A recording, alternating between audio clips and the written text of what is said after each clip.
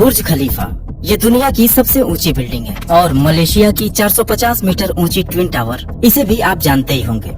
इन्हें सैमसंग ने बनाया है, जो शुरुआत में तो नूडल्स, फिश और सब्जी बेचा करती थी, लेकिन आज ये company fighter jet, ships, tanks और कंज्यूमर इलेक्ट्रॉनिक्स के अलावा इंश्योरेंस, फाइनेंस और केमिकल जैसे अलग अलग सेक्टर्स में भी काम करती है। हालांकि हम में से ज्यादातर लोग सैमसंग को उनके मोबाइल, टीवी, फ्रिज और इलेक्ट्रॉनिक आइटम्स की वजह से ही जानते हैं। और जब शाओमी और रियलमी जैसे चाइनीज ब्रांड इंडियन मार्केट में दाखिल हुए तो सबको लगा कि अब सैमसंग का हाल भी नोकिया जैसा होने वाला है, क्योंकि हमें सैमसंग के रियल साइज के बारे में जानकारी ही नहीं थी। आज एंड्रॉइड को भी गूगल के बाद अगर कोई कंट्रोल करता है तो वो सैमसंग है। और दुनिया की चाहे कोई भी कंपनी हो, सैमसंग की मदद के बिना एक स्मार्टफोन बना पाना बहुत ही ज्यादा मुश्किल है, चाहे वो गूगल का पिक्सल फोन हो या फिर एप्पल का आईफोन ही क्यों ना हो। अब आप सोच रहे होंगे कि नूडल्स, फिश और सब्जी बेचने वाली एक कंपनी ने इतना बड़ा बिजनेस एम्पायर कैसे खड़ा कर लिया। कहानी बड़ी ही दिलचस्प है। सैमसंग के नाम ढेर सारी कंट्रोवर्सीज है और अपने फास्ट एक्सपेंशन के लिए उन्हें कई बार गलत रास्तों से भी होकर गुजरना पड़ा। चलिए सब कुछ डिटेल में जानते हैं इस वीडियो में।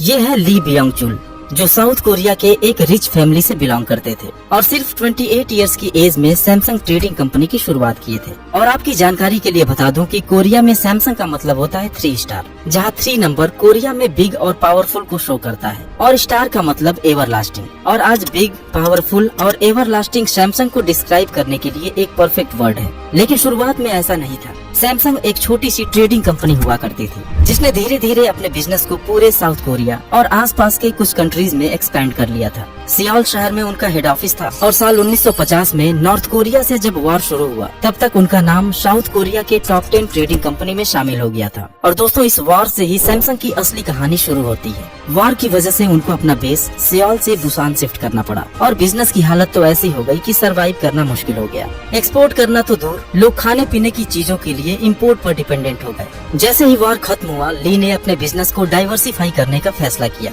और लोगों के लिए सस्ते प्रोडक्ट्स बनाने के लिए काम करने लगे। कोरिया में शुगर केन का प्रोडक्शन काफी लार्ज स्केल पर होता है, इसलिए सैमसंग ने शुरुआत एक शुगर रिफाइनरी से की और उसके प्रॉफिट से ही टेक्सटाइल इंडस्ट्री में भी एंटर कर गए, ताकि लोगों के लिए सस्ते कपड़ों की जरूरत को पूरा किया जा सके। सैमसंग ने कोरिया का सबसे बड़ा वूलन मिल स्टार्ट किया और कपड़े भी बनाने लगे। दोस्तों, सैमसंग की डाइवर्सिफिकेशन ने कंपनी को डूबने से बचा लिया था, इसलिए ली ने इस स्ट्रेटजी को और भी एग्रेसिवली फॉलो करना शुरू कर दिया और अलग अलग एरिया में अपने प्रॉफिट को इन्वेस्ट करने लगे। सैमसंग ने अपने कई डिपार्टमेंटल स्टोर्स भी खोले और इंश्योरेंस बिजनेस में भी एंटर कर गए। आज की डेट में भी सैमसंग कोरिया की सबसे बड़ी इंश्योरेंस कंपनी है। इन सभी बिजनेस एक्सपेंशन से सैमसंग के पास इतना पैसा आने लगा कि ली बियोंग चुल साउथ कोरिया के रिचेस्ट मैन बन गए। फिर साल आया 1968, जब सैमसंग बोर्ड ने इलेक्ट्रॉनिक्स की भी फील्ड में उतरने का फैसला लिया और 1 साल के भीतर ही सैमसंग इलेक्ट्रॉनिक्स ने अपना फर्स्ट प्रोडक्ट मार्केट में उतार दिया, जो था 12 इंच का एक ब्लैक एंड व्हाइट टीवी। और अगले कुछ ही सालों में सैमसंग दुनिया की नंबर 1 टीवी मैन्युफैक्चरर भी बन गई और इस सक्सेस ने सैमसंग को और भी इलेक्ट्रॉनिक प्रोडक्ट्स बनाने के लिए मोटिवेट किया। सैमसंग ने 1979 में माइक्रोवेव,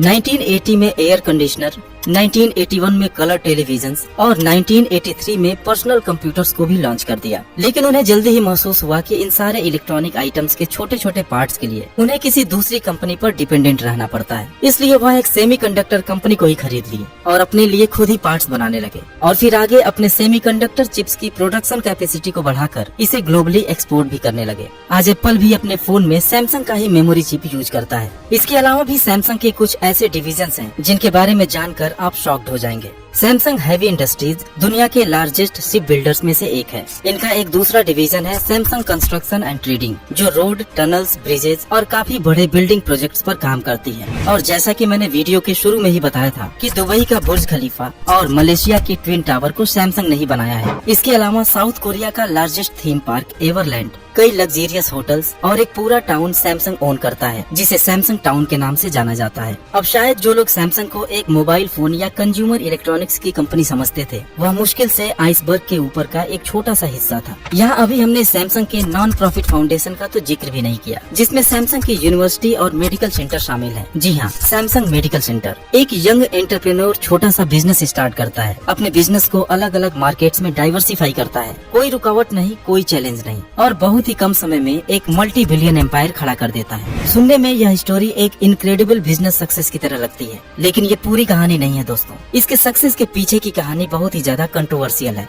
तो चलिए इस सक्सेस जर्नी के डार्क साइड को भी समझते हैं। वार के बाद साउथ कोरिया की अर्थव्यवस्था बर्बाद हो चुकी थी। प्रोडक्शन और एक्सपोर्ट पूरी तरह से रुक चुका था। कोरियन प्रेसिडेंट अपनी इकोनॉमी को एक्सपेंड करना चाहते थे और इसके लिए उन्होंने बड़े कोरियन ग्रुप्स को सपोर्ट करने का फैसला किया, लेकिन सपोर्ट का तरीका बिल्कुल अनएथिकल था। सैमसंग, एलजी और ह्यूंडई जैसे बड़े बिजनेसेस को आसान शर्तों पर लोन दिया गया, टैक्सेस में रियायत दी गई ताकि उनका बिजनेस एम्पायर बड़ा हो और देश की इकोनॉमी भी ग्रो कर सके। यहाँ तक कि जब सैमसंग ने इलेक्ट्रॉनिक्स के फील्ड में एंटर किया तो कोरियन गवर्नमेंट ने इलेक्ट्रॉनिक कंपनीज पर लगने वाले टैक्सेस को 50% तक रिड्यूस कर दिया और उनको कंपटीशन से बचाने के लिए गवर्नमेंट ने जापान और कई देशों को साउथ कोरिया में इलेक्ट्रॉनिक प्रोडक्ट बेचने पर ही बैन लगा दिया और कंज्यूमर्स को सैमसंग का प्रोडक्ट लेने पर मजबूर होना पड़ा। ऐसे तमाम फायदे सैमसंग को पहुँचाए गए, जिसकी वजह से वो अपने कॉम्पिटिटर से काफी आगे निकलता गया। और कुछ रिपोर्ट्स की अगर माने तो वार के बाद मिलने वाले अमेरिकन रिलीफ फंड को भी सैमसंग के फायदे के लिए इस्तेमाल किया गया और ये सब कुछ हो पा रहा था सैमसंग के फाउंडर ली की वजह से, जो एक स्ट्रेटेजिक पॉलिटिकल कनेक्शन बनाने के खिलाड़ी माने जाते थे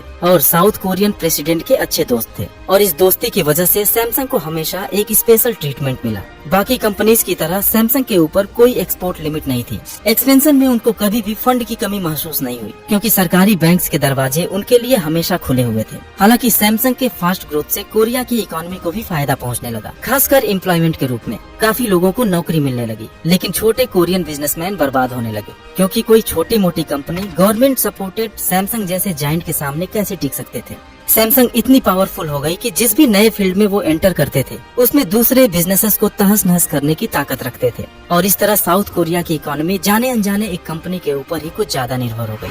सैमसंग साउथ कोरिया के अलग अलग इंडस्ट्रीज में हेवीली इन्वॉल्व था और साल 2014 में तो साउथ कोरिया के कुल जीडीपी में 17% अकेले सैमसंग का कंट्रीब्यूशन था। एलजी और ह्यूंडई की कहानी भी कुछ मिलती जुलती है, लेकिन सैमसंग उसमें सबसे बड़ा है और पूरे कोरियन बिजनेस एम्पायर को जिस तरह कुछ गिनी चुनी कंपनीज ने अपने हाथ में लिया, उससे साउथ कोरिया का ज्यादातर पैसा, पावर और इन्फ्लुएंस 2-3 बिजनेस फैमिलीज के कंट्रोल में चला गया। साल 1987 में ली बियंग चुल की डेथ के बाद उनके बेटे ली कुन ही ने उनकी जगह संभाल ली, जिनके समय में सैमसंग और गवर्नमेंट का रिलेशन और भी ज्यादा कंट्रोवर्शियल हो गया। 1996 में उनके ऊपर फार्मर प्रेसिडेंट को रिश्वत देने का आरोप लगा, लेकिन सैमसंग की गवर्नमेंट कनेक्शन की वजह से तत्कालीन प्रेसिडेंट ने उन्हें बिना किसी एक्शन के माफ कर दिया। ऐसे ही एक घटना 2008 में हुई, जब ली कन ही को टैक्स चोरी और एक घोटाले में दोषी पाया गया और उन्हें अपने पद से हटाने के साथ ही 3 साल की सजा भी सुना दी गई। लेकिन अगले ही साल उस समय के प्रेसिडेंट ने उनकी सजा को माफ कर दिया और फिर से वो सैमसंग के चेयरमैन बन गए, जैसे कुछ हुआ ही ना हो। इससे आप सैमसंग और कोरियन गवर्नमेंट के बीच के रिलेशन को समझ सकते हैं। इसके बाद भी अपने बेटे ली जेयोंग को सैमसंग का हेड बनाने के लिए गवर्नमेंट ऑफिशियल्स को रिश्वत देने के आरोप उनके ऊपर लगे। फिर उनके बेटे ली जेयोंग भी रिश्वत देने के दोषी पाए गए, लेकिन किसी भी आरोप पर एक्शन नहीं लिया गया। आज सैमसंग के खिलाफ आवाज उठाने की हिम्मत किसी में नहीं है। लोग जानते हैं कि सैमसंग के खिलाफ आवाज उठाना मतलब गवर्नमेंट के खिलाफ आवाज उठाना है और साउथ कोरिया के ज्यादातर लोग तो अब ये मानने लगे हैं कि सैमसंग को अब कोई हरा नहीं सकता और वो सरकारी नियम कानून के ऊपर है। अब दोस्तों, वीडियो के शुरुआत में बताए गए सैमसंग की सक्सेस जर्नी का बैकग्राउंड भी आपको समझ में आ रहा होगा। सैमसंग के हिस्ट्री में हुए एक इंसिडेंट का जिक्र करना भी जरूरी है, जिसने उसके रेपुटेशन और मार्केट शेयर को हिलाकर रख दिया था। ये बात है 2016 की, जब सैमसंग की नोट 7 सीरीज के मोबाइल फोन्स में ब्लास्ट की खबरें आने लगी। पूरी दुनिया की मीडिया में फोन एक्सप्लोजन की खबर हेडलाइन बन गई। यहाँ तक कि एयरलाइंस में इस फोन को बैन कर दिया गया। सैमसंग के ऊपर इतना प्रेशर आ गया कि फोन का प्रोडक्शन बंद करके मार्केट के फोन्स को भी रिकॉल करना पड़ा, जिसकी वजह से सैमसंग को $5 बिलियन का नुकसान हुआ था। कंपनी ने उस समय एक्सप्लोजन की वजह मोबाइल की बैटरी को बताया था, लेकिन बाद में ये सच्चाई निकलकर सामने आई कि एप्पल से कम्पीट करने के लिए एक फीचर रिच स्मार्टफोन की सख्त जरूरत थी, जिसे सैमसंग ने डिजाइन टीम और इंजीनियर से जल्दबाजी में तैयार कराया था और बिना प्रॉपर टेस्टिंग और क्वालिटी कंट्रोल के एक डेंजरस फोन को मार्केट में उतार दिया था। हालांकि इन सभी कंट्रोवर्सीज और बैड प्रैक्टिसेस के बाद भी सैमसंग सक्सेसफुल होता चला गया। एक के बाद एक लगातार अपने इनोवेटिव प्रोडक्ट्स पेश करता रहा, जिससे उसका साइज, रेवेन्यू और दुनिया में उसकी पकड़ बढ़ती गई। पिछले कुछ सालों में सस्ते और फीचर रिच चाइनीज फोन्स ने इंडिया में सैमसंग का मार्केट शेयर कुछ कम तो जरूर किया था, लेकिन करंट सेल्स फिगर बताते हैं कि लोगों का प्यार अब इन चाइनीज ब्रांड से कम हो रहा है और एक बार फिर सैमसंग जोरदार बाउंस बैक करने वाला है। उम्मीद है कि यह वीडियो भी आपको पसंद आई होगी। मिलते हैं जल्दी एक नए वीडियो के साथ। Thanks for watching.